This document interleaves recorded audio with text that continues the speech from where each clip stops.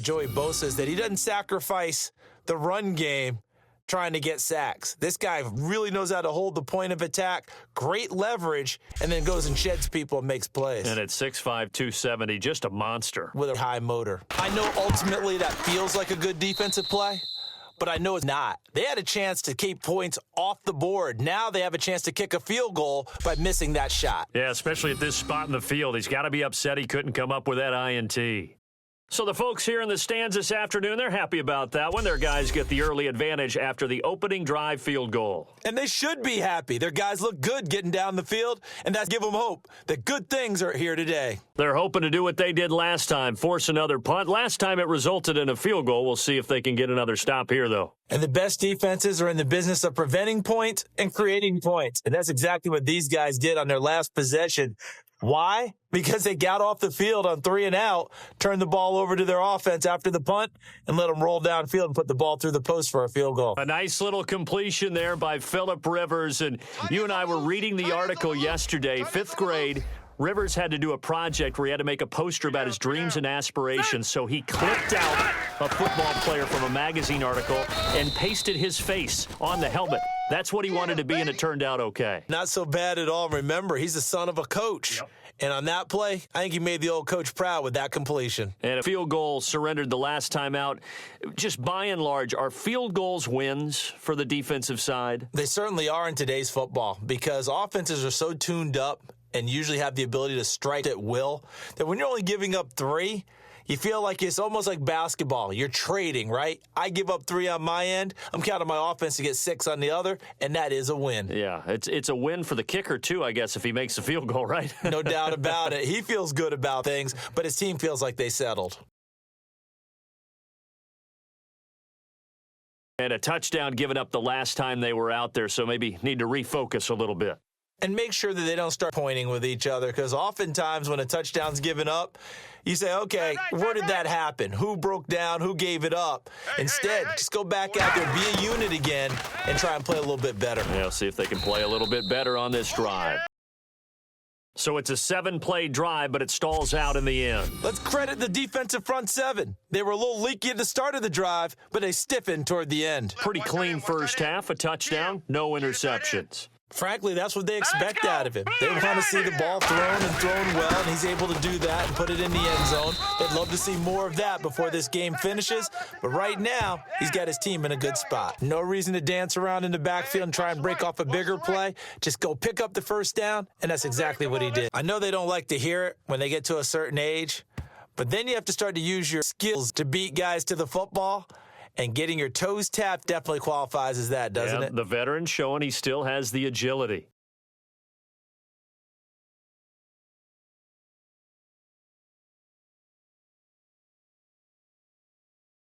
A lot of the problems have been on the other side of the ball. Is that frustrating for a quarterback who's been playing well? It is, but there's no way that the best ones let their teammates know that. They actually take it upon themselves and say, okay, I have to do even more, or I need to play better. Maybe even say I put my defense in a bad spot. That's what true leadership shows you. Yeah, well, he doesn't need to change much personally. After that nice game there, for the rest of the game, the defense is going to have to respect the running backs as passing threats as well. Not just play them strictly to run the football. They may be able to get downfield and catch it too.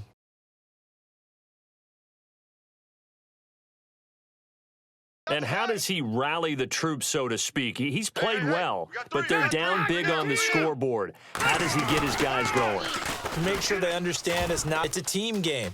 Everyone has to come together. Everyone has to up the level of play a little bit, including himself, and find a way to make some plays in order to give them a little bit of a spark and rally the team. We'll see if they can indeed rally down big on the scoreboard right now. And you know, you and I praised tight ends in today's game a lot for being just like a bigger-bodied wide receiver. Boy, a play that long from that position, you just didn't used to see that as much. No, you were really just counting on the tight end position to catch the football and get what they got on the catch. And now it's the run after the catch that makes him so dangerous. Hard to bring those big guys down when they get rolling. Couldn't bring him down here, got into the end zone.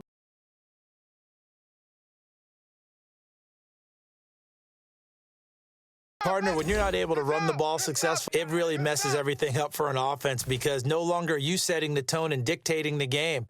If you do want to throw the ball, play action's kind of gone out the window because they don't respect the run when you want to throw the football, and that really hurts you as an offense. And they just had another big completion there, and I think in days gone by in the NFL, you might have asked, is this a little bit of overkill? Is this rubbing it in? I don't think people feel the same way nowadays. Age-old argument. Then you could say on the other side, if you're going to get angry about it, stop, right? Go ahead and stop me. And I think a lot of the times they just look at it like, let's just play the game and how it turns out. So it's a drive that ends in 3, and I know that line sounds familiar. It's because I've said it 7 times now, and that leaves it the NFL record of 8 field goals in one game. It has been a lot of settling for 3. But I tell you what, it's nice to know that you have someone this reliable to turn to. When a coaching staff sees their team run the ball this successfully in the fourth quarter, they're really excited because you can plan for a running game all you want and want to press that advantage when you get it. But for the most part, it's a little bit of a surprise. And right now, they've got to keep that going, want to continue to grind out the clock because it's definitely in their favor at this stage of the game. Can they close the game out and continue to do exactly what we just saw there, and that's run the football? I know you're trying to wring every yard out of a run, but I think 9 yards there is ideal in this situation. Yeah, now next couple plays, you only need 1 yard. Keep that clock rolling with a lead here in the fourth. Yeah, and what you're saying is maybe if it takes you 1 or 2 more runs to get the first down, that's extra time, extra plays. Really hurts the team on defense. So chalk up another one. That is 8 field goals in one game, and it ties the late Rob Baronis for the most field goals in one game in NFL history. And in some ways, that's a testament to the futility of your offense. But the reality is, they've needed him in this one, and time again, he's delivered. And when you're running the football, one thing you don't want to see is a big boy coming up there to swallow you whole in those D tackles and nose tackles. No, you're actually counting on your big boys to protect you from them, but on that play, the defensive tackle had the leverage, and he won the battle. No gain. You know what that generally means? Success. That, and it means you really didn't miss opportunities. Usually very accurate. The ball's getting to the right place. Guys are making yardage after the catch to help you out that way. I mean, the whole team is picked up, and don't forget, that means the offensive line has had to pass protect pretty well, too. I know neither one of us does research as busy work. 4 block kicks in 2015. Yep, for the Browns. For the Browns. Tied for the most in the NFL. And we just see another one here. It's amazing how you try and correct something, and sometimes you work so hard to correct it, you still find a way to give it up. It's amazing. The kicking game woes rear their ugly head again. You've got the big lead. You got the clock on your side. Obviously, they don't care much about the feelings of the other team, do they? Well, I was going to say, you better run to the locker room pretty quick after this one. Well, right now, maybe. They're just looking at it from the fantasy perspective. More points for everyone if they win big. Well, I get to say it yet again. That drive ends in 3, and that is now 9 field goals he's converted in one game, and that, folks, is an NFL record. Well, when your offense can't find its way into the end zone, call on the fixer, and that's what he's been in this one. And something no man has done in NFL history. Charles, that's now 10 field goals in one game. Did you say 10? Well, we've said it before, time and again.